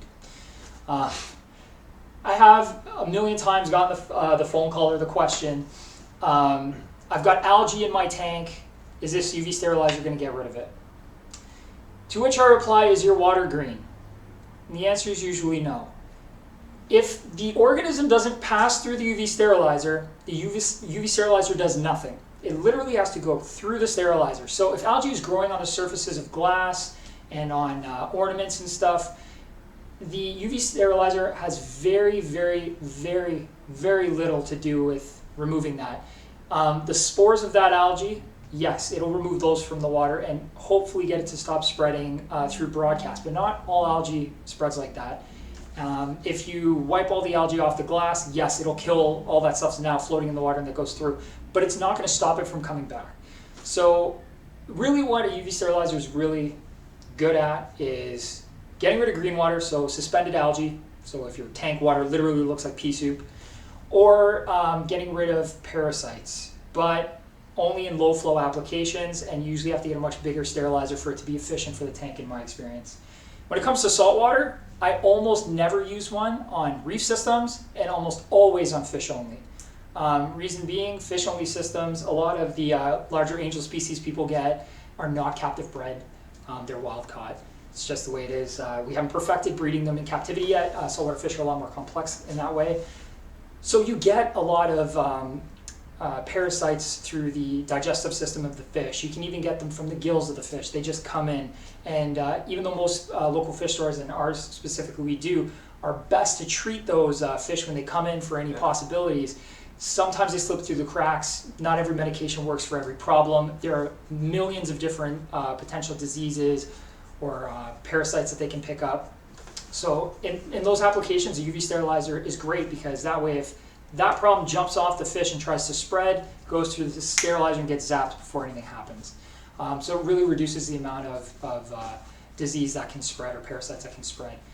In reef systems, the reason I don't do that is A, we don't usually keep a lot of those fish. A lot of the reef safe fish that we do keep are captive bred these days, and even the ones that aren't, I have to weigh the benefits of using a sterilizer because a sterilizer will kill everything that passes through it. It has no ability to decide if this creature is beneficial or if this one is detrimental. So in a reef system where you have a lot of potential good microflora and fauna like phytoplankton or zooplankton going through the system, the sterilizer will nullify all of it.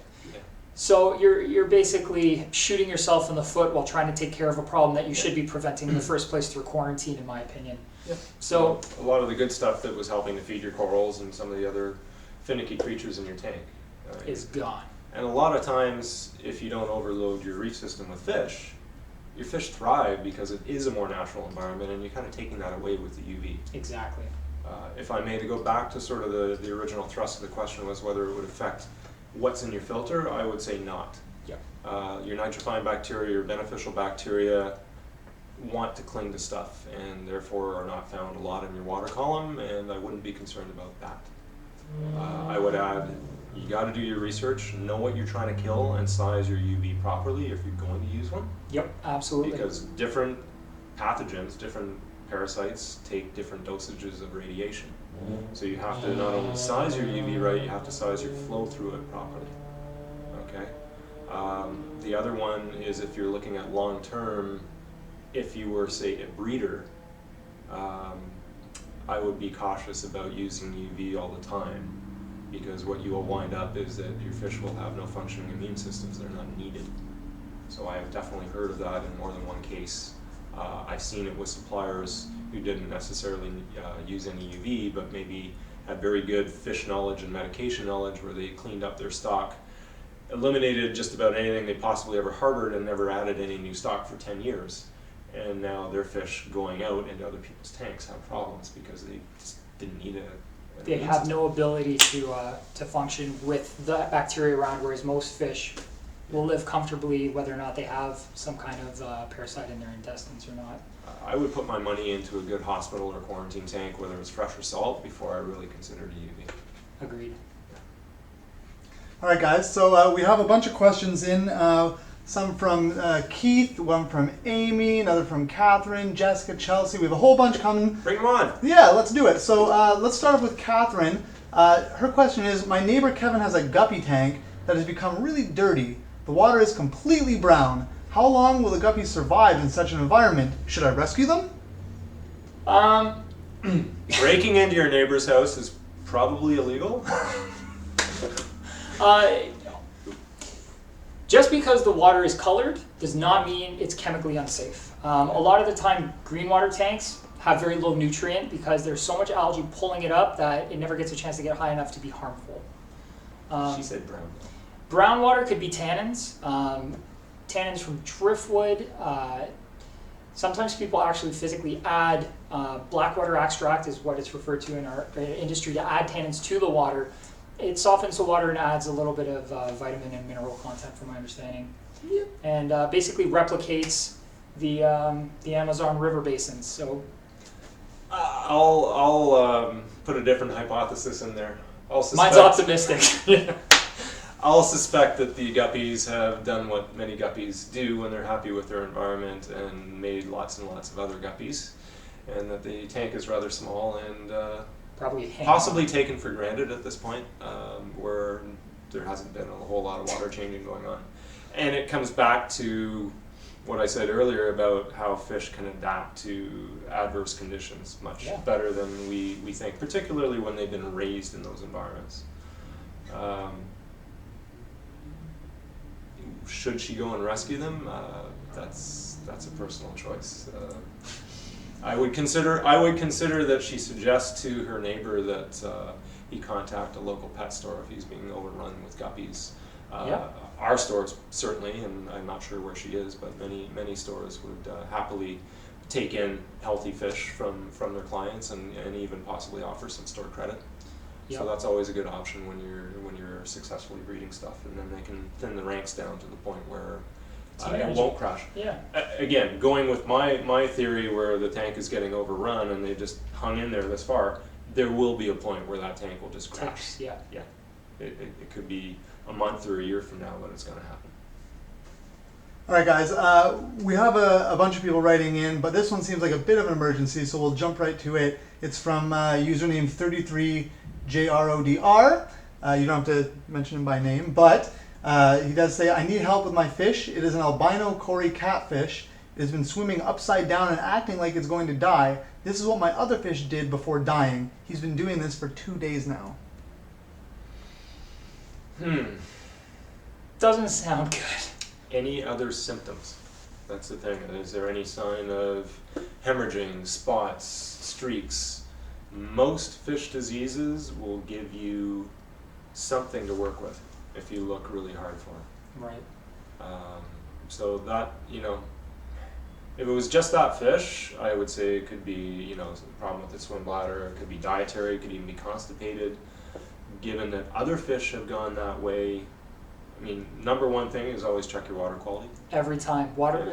Testing your water, if you have any problem at all. If the fish is acting funny, a fish stops eating, your fish is breathing rapidly, no matter what it is, check your parameters. Parameters include your temperature, all your basics, ammonia, nitrate, nitrite, hardness, pH, and see what's off. Nitrates, so partial water change would never be a bad place to start. Look at maybe there was a change in diet.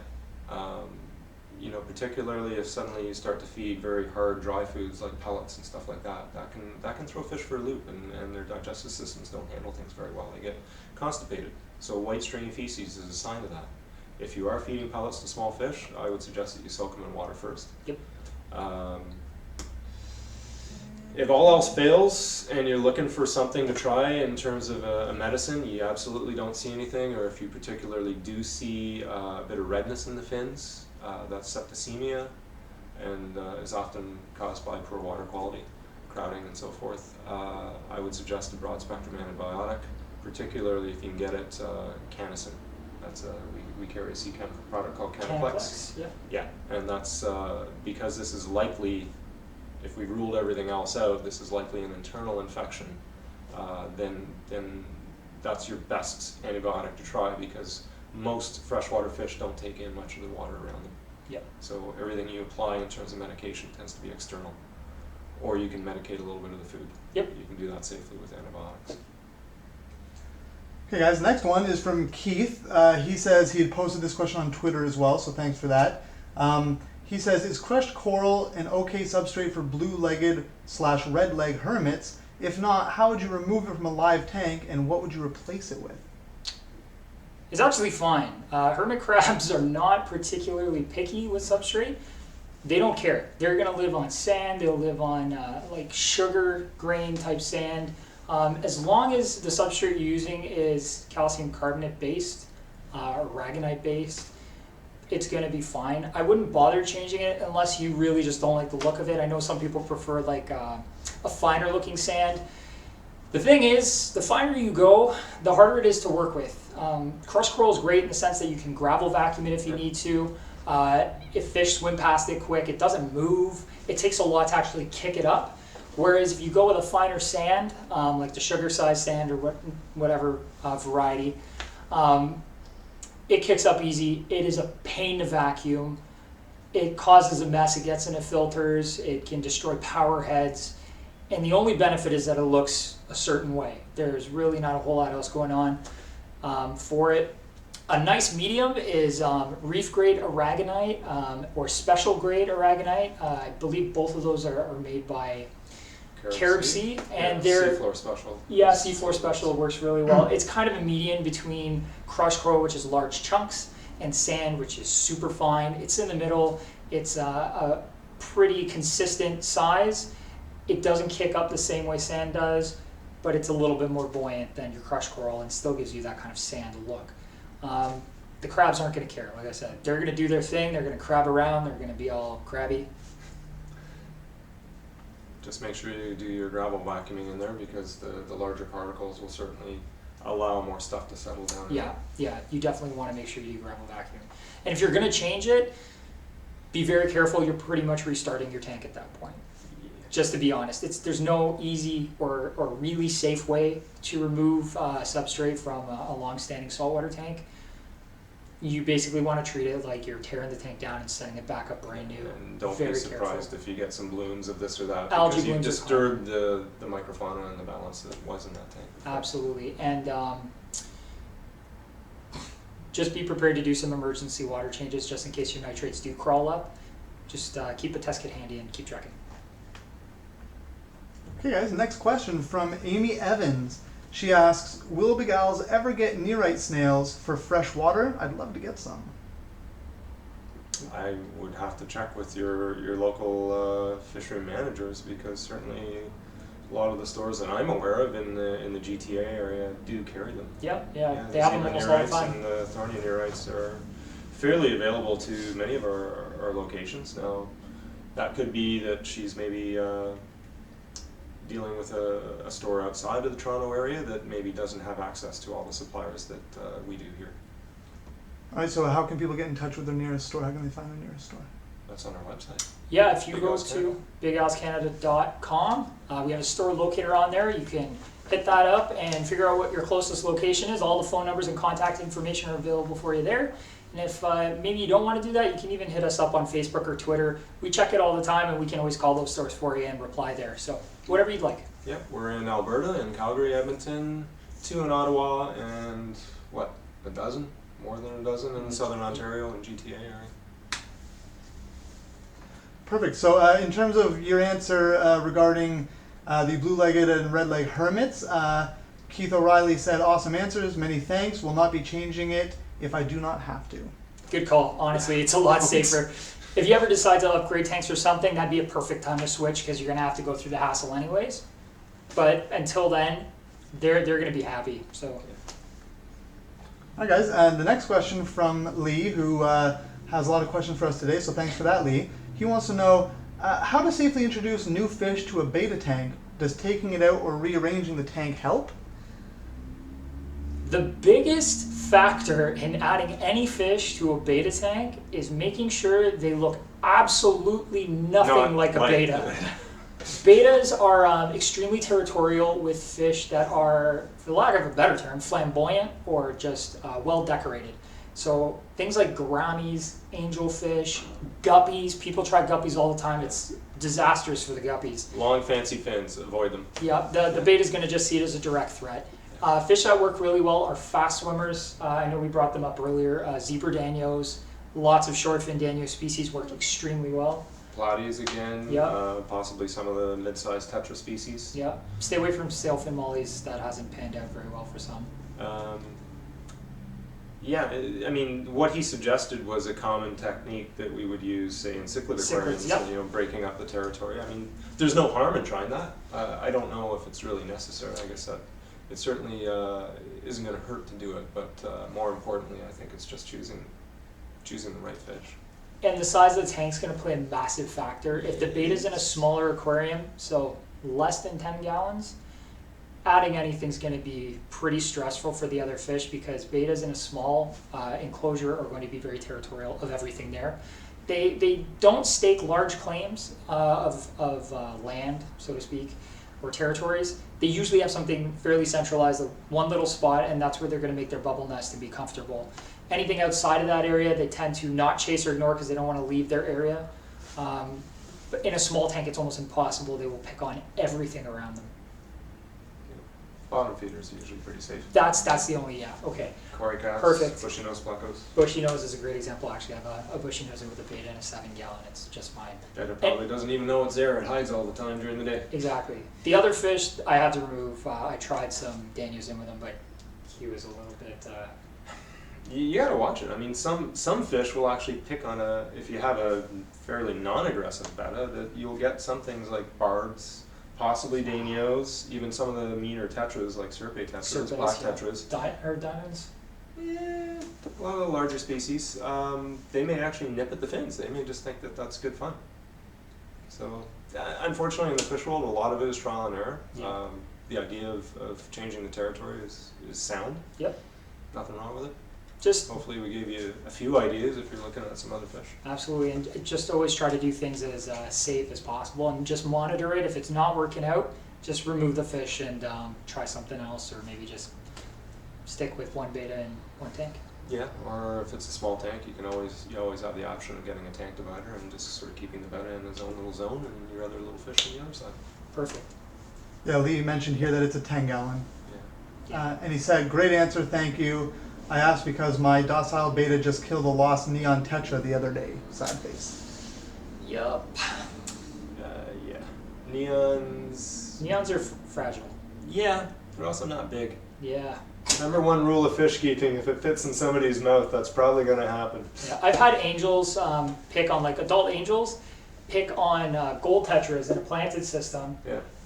just killing them.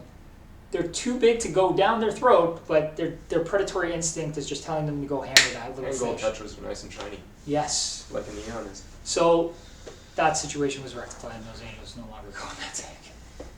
It's all trial and error. Just try to do it responsibly.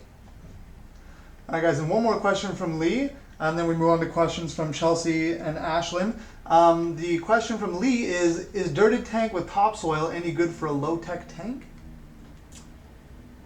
My experience with plant substrates is that the muddier they are, the harder they are to work with, and the harder they are on your system. Anything that's silty or that can kick up easy for a first-time planted user or for somebody who wants things to be easy to work with, it's a nightmare. There are even pelletized versions of topsoil type products like Fluval's shrimp substrate. Man, I can't remember what it's called. Fluval makes one. It's a great planted substrate. I actually use it in some tanks, but it will turn into mud, and it is extremely dirty when it does. So if you want something easy to work with, my best recommendation I've ever, or best product I've ever worked with, is in terms of being easy to use and working really well, is Carib Eco Complete. Not the sand version, just the regular version. Fantastic. I also really like Seachem products. Their fluorite products are really great. The only thing with fluorite is it's usually a larger chip unless you go with the sands. And if you're planting things like baby tears or things that have small root structures, they're hard to get to stay down in the tank. So you might want to work with the Eco Complete if you're going to try any of that, just because it's a little bit finer and tends to hold things in place a bit easier. I know plankton can get frustrating. I would stay away from the topsoil. It's a nice idea in theory, but Murphy's Law always applies, especially in fish keeping, I found. Yeah, and some topsoils have added products that just... Yeah, you don't know. You may see people trying that on planted farms. A lot of stuff like that, or if somebody, say, asking about setting up a really small saltwater tank, if they're a beginner, my advice would be to stay away from that and go with something that's maybe a little bit more tried and true and safe, and that those experimental things or a little bit off the beaten path things are better attempted by somebody who has more experience in that field. Yeah, because although they may work in some applications and some products, not all of them will. And it's a lot easier to just stick with something that is made for this purpose. Yeah, it may cost you a little bit more, but it's going to work. It's safe. Yeah. It's not going to... You could be just, I've heard of the topsoil thing where they cover it in gravel and that, and then, one water change, you just got careless and dumped the water in, and all of a sudden everything's Everywhere. bouncy. Plants don't like it when they get covered in silt. No, and it's hard to get rid of that stuff. Oh, yeah. Cool, guys. So the next question is from Chelsea. She wants to know what fish would not be suited for a planted tank. I don't want my plants to be eaten. Silver dollars. Pacu. Any silver dollar species are notorious plant eaters. There's a fair number of fish that like to nibble. Geophagus? They okay? Geophagus don't bother plants, but they go rooting through your gravel a lot, so you need to They'll probably eat have other very stuff. well-rooted plants, like big swords, maybe well-established stuff. Dwarf cichlids are okay. Most Africans. Gouramis, angelfish. I've had a lot of customers in the stores give me a bit of feedback that they like to nibble on this or that. I would be careful with plecos. A lot of people use plecos for algae control, but they particularly love sword plants and anything with wide leaves. So what's safe? Tetras, discus. Tetras, discus. Dwarf cichlids like rams. Most of your libraries Rams are are pretty safe. fantastic. Libraries, I've never Guppies. had an issue with libraries, guppies, swords. Mollies are actually quite good algae eaters. They're fantastic. Yeah, Grammys, barbs, trial and error by and large. Yeah, and silver dollars for sure. Not that I think you would put them in a planted tank, but koi, goldfish, no. No, they'll eat everything. Yeah. Any fish that's essentially a herbivore is going to make use of the buffet you have provided. And you may just find that there's particular types of plants that your fish like and other ones that are just fine. Yep. A bulletproof plant, in my experience, with most things that you keep, even in African tanks, some people try to keep plants. Anubias. Anubias? They've got a hard leaf, they're Yeah. not easy to eat, and therefore fish usually are okay with it. The reason they work in cichlid tanks, I find, is because they do not need to be in substrate to root. They will root to driftwood, they will root to wood, and it's a hard root structure with a rhizome. So they're pretty easy to keep. So The ferns are the same way. Java yep, fern. Java ferns, same idea. Okay, guys, we have a question from Twitter from Wisdom Shark who asks, hey, my large saltwater aquarium is pretty sweet, but I'd like to add some flashy coral. Any recommendations? If I'm not mistaken, if you're a shark, you shouldn't be in a tank that can house coral. It's probably not wise. Well, we're not sure. Wisdom Shark is just the handle, right? We're not really sure what... What you're keeping? Yeah. Flashy coral being... There's a wide variety of coral for It would almost be any older. application. Yeah. Even if your tank has low lighting, there are non-photosynthetic species that will readily accept food, that don't require light to photosynthesize. Literally, there is a coral for almost every tank you can come up with. The question is just, what are the other inhabitants? What equipment are you using to keep this coral alive? Water parameters, lighting. Yeah. So let's exclude SPS, small polyp stony corals. Those can be quite beautiful and flashy, but they're also kind of finicky. Yep. There's lots of the large polyp stonies that are quite colorful and quite showy. Hammer corals come to mind, elegance corals, Most euphyllias. brain corals, and even you can go even less, lower tech than that. There's some Zoanthropes. pretty nice zoos, mushrooms, metallic green star Yep. polyps. Soft corals. Some of that stuff is just for more advanced kind of reef hobbyists. Some of that stuff is sort of like the guppies and things to, a 10-year-old 10-year freshwater fish keeper that may not be enticing or exciting to them anymore. But I see some really beautiful color morphs of some of the stuff coming through. And a lot of More soft common corals, like different leather corals and then colt corals and such, when they get shipped and they hit the store shelves, or the tanks rather, if they're on the shelf they wouldn't live. They're brown because they've been through stress, but a lot of these corals in proper conditions over a long period of time, sometimes it takes months for them to color up in a store. When you get that coral home, it might be a browny pink color, and over the course of a couple months it ends up metallic green. Yep. It's happened to me plenty of times. Sure. So yeah, just because it looks dull in the store doesn't mean it's not going to be flashy over time. All right, guys, great. So we have one more question. We have a few comments, which we'll get to after, but we have one more question from Ashlyn, and she asks, if exceptionally taken care of, will fish continue to live long and happy lives? What is the typical fish life expectancy? Varies massively. As a general rule of thumb, larger fish live longer. Okay, so koi, what's their record? Something like 40 years, I believe, 30, 40 years for something like a big koi. A lot of the larger, say, South American cichlids, like Oscars, could be 15 years easily. Plecos, same thing. You're often 15, 20 years for a lot of the big species. Live bearers are basically your rabbits of the fish world, where they kind of breed fast and die young. So you're, on the low end of the scale, you're looking at probably 3-4 years for a lot of your live bearer types, tetras, things like that. Sometimes a little longer, maybe possibly less for guppies. I also find females last a lot less than males if they're in a system where they're breeding constantly. Yes. It's a physical stress and it shortens their life expectancy. If you've got a tank with breeding, like constantly breeding live bearers, a year is not uncommon for a female before she's tapped out. And you can tell they look just physically haggard by the end. A lot of your mid-sized community fish, things like angelfish, 8 years, 6 to 10 for a lot of that stuff. Betas can live a long time. Yeah, betas, 4 years. 4 to 5 3 years. to 4. A lot of people are like, oh, my beta lived a year. Your beta died young, unfortunately. Unfortunately. Yeah, so. You weren't doing badly or would have expired a lot sooner, but there was something that wasn't right.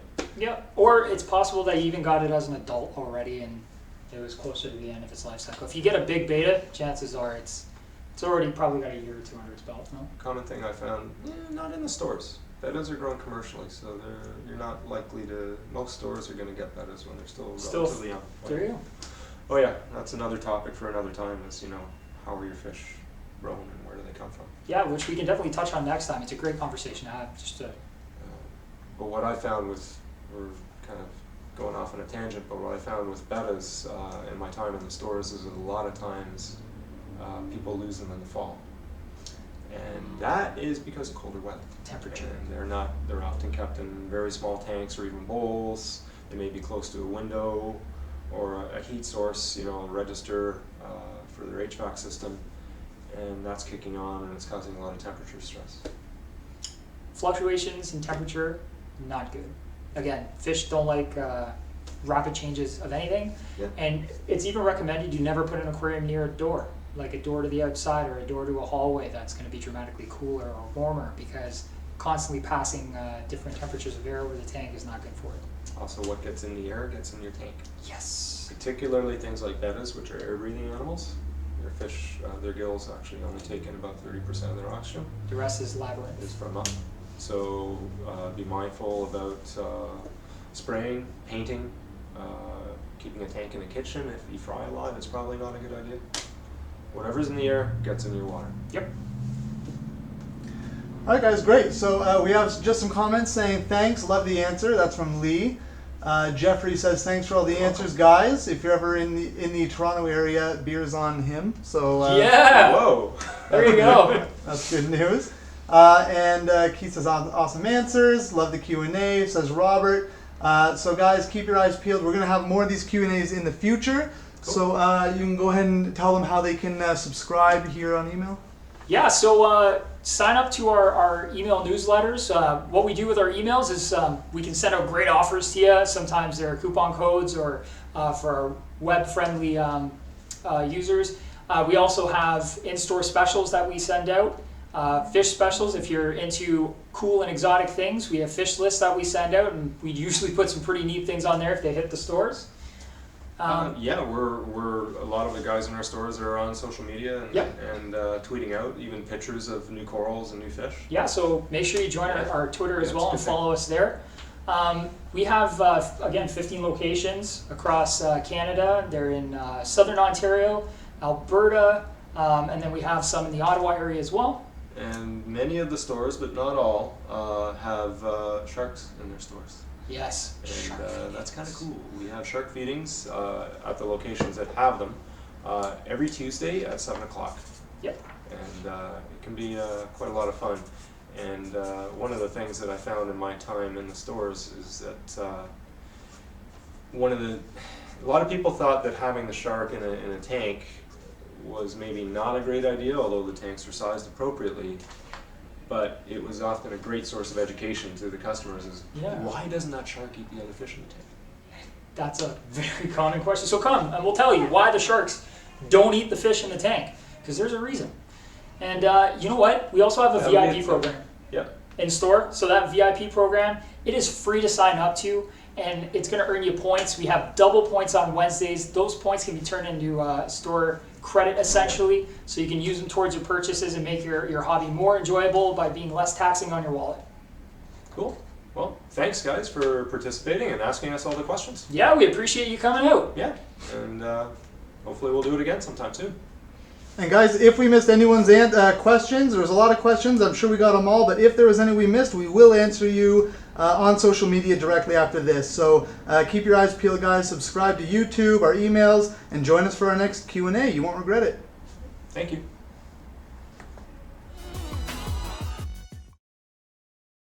7, 6, 5, 4, 3, 2, 1. All right, we're rolling. Hey, it's Thomas here, an aquatics expert with Big Al's, and today I'm going to talk to you about the mover pumps, quarantine tanks, how you can introduce fish to your new freshwater aquarium, a hang-on filter by Marineland, bearded dragon enclosure, how to make a natural-looking aquarium using plastic plants, the Aquatic Life Halo Eheim 2217 canister filter.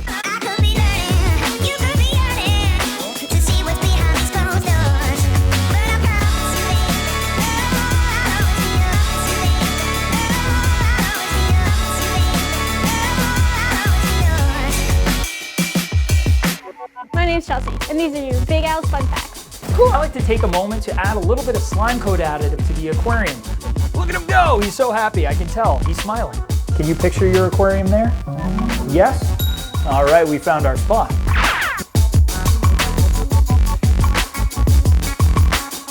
How do different types of fish get their name? Well, Jackson, fish have two different types of names.